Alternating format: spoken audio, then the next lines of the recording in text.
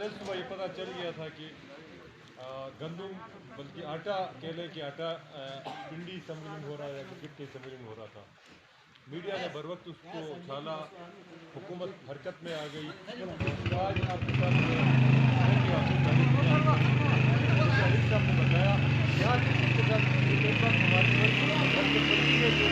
हर बात को सियासी रंग दिया जा रहा है।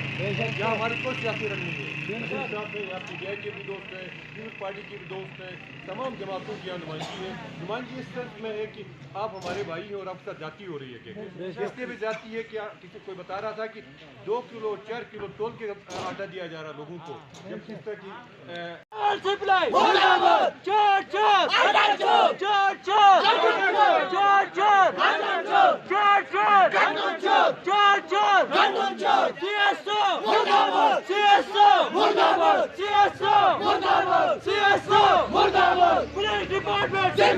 पुलिस डिपार्टमेंट जिंदाबाद।